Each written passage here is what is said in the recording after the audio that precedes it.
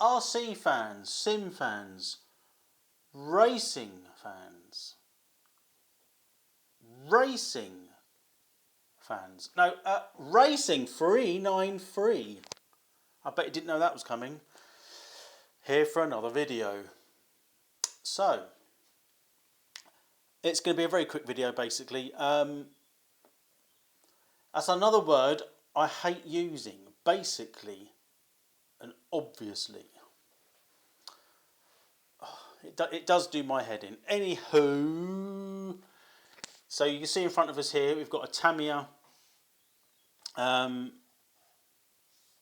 Ford Escort Mark II rally car. It came out, well, I got this in about February, I think. So I think it came out last, well, it was released last year, but obviously with the COVID and all the deliveries and the backlog, everyone and their mate got one. I mean everyone. People went mental. The only reason I got it is because I'm a bit of a Mark II Escort fan. It comes from an era of when I grew up. So I haven't, apart from just now, I hadn't even lifted the lid off the box at all to look. So I had a quick look. I'm not going to go through it all now because I don't think it's relevant. But over the course of the few months, I've been sort of gauging and getting...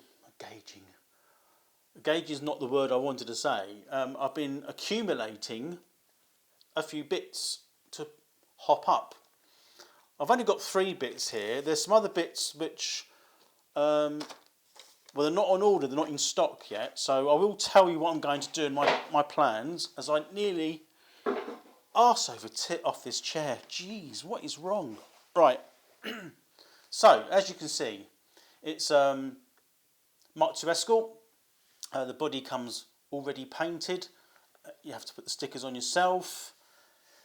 Whether I actually stick to the box art, I might do, just for ease of build.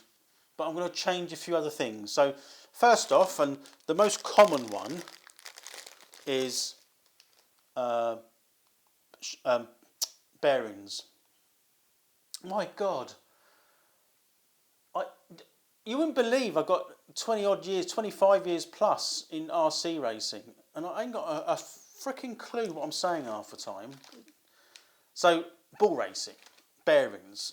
When any kit you get, in my opinion, and it is only an opinion, even if it's going to be a shelf queen, stick it on bearings, because you never know. It doesn't take much to stick a motor and electrics in and away you go. You don't really want to be running these with bushes.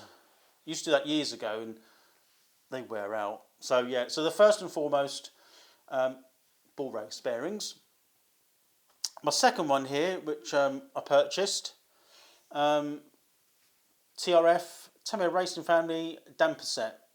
So these will replace what's in the kit. Now the kit have really, really horrible friction dampers.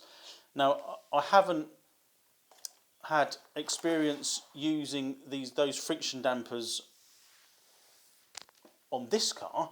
I have in years gone by used friction dampers. They're shit, and I've actually seen people that have built this and run it on YouTube with the original shocks.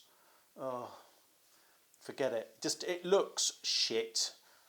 It ain't for me. So this one, that's the other secondary upgrade. So first it'd be bearings, and these are definite. Or any oil-filled shock. It doesn't have to be them. Anything. Even put, I don't know, put some rubber inside those other shocks. Anything to stop them bouncing. Anyway, so they're the 2 most important things.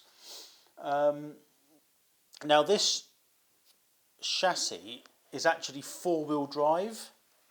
That's another annoying thing. Now there is a 2-wheel drive chassis, but what's the point? You're going to you buy this and you buy another chassis. Where does it end? And for now, I don't have that sort of surplus abundance of cash just to buy things because I like it. So I'm going to stick with the 4-wheel drive chassis that comes with this kit. But what I will do, for my own sanity, is I'll probably take the centre drive shaft out so it isn't 4-wheel drive. And looking at how the gearbox online, it sort of goes together. There's, you know, at least the front part, the front diff. I don't. You can sort of put it together, but don't put it all together, so it doesn't sort of create too much of an issue. But I'm definitely not going to run it four-wheel drive. I mean, that is just mental. So that'll be another upgrade I'll do. And the other upgrade I got, which was, this is an option. Well, they're all options, aren't they, I suppose? But this is another one. You don't have to get this, but this is a hop-up option. Now this one you can see there, I put it there. This is a manta ray ball diff set. So as the name suggests, it goes in the manta ray. But this one is compatible with the Escort on this chassis. So this just creates a much smoother, better drive at the rear. So I will be putting that on as well. Again, out of these, at least these three, I would suggest, and my recommendation is bearings and dampers at the very least, and away you go. Now, it does come with a torque-tuned motor. I won't be using that. I'll probably sell that motor, to be honest. And it does come with a typical, I can't remember the exact name of it, the TBLA electronic speed controller. I won't be using that either. So there's probably going to be those for sale to anybody that's interested, and they'll be on my eBay store, but not yet. I'll upgrade those bits myself with my usual things that I run, sort of standard, run-of-the-mill standard hobby wing speed controller, and I've got enough brushed motors. I am tempted to go down the brushless route. But maybe not on this. So the plans are to get this running on a normal traditional brushed setup, normal NiCad battery, not the LiPo. And the only other thing I'm going to change is those wheels and tyres. I do like them. I like the wheels that come with this, and the tyres. They're okay. They look good. But I'm going to put what I think they are, what are they called? Rostyles. I'm sure those ones there might simulate mini light. I don't know. I can't remember. But the sort of the 4-spoke Rostyle in white, and I'll stick that on a slick, grooved-ish soft racing tyre, and run it as low as feasibly possible. I'd like to get those wheels up in the arches within reason, and we're going to be doing some more speed runs with this car. It's not a particularly aerodynamic body shell, it's a bit of a brick, but I'd like to see what I can do with this one. It's a chassis that I'm not familiar with, but I understand the workings of it. It is relatively basic as far as Tamiya chassis go, the MF01 chassis, MF01X. It's got some neat features on it, but yeah, it'll do. It'll do for now. So I've got all these.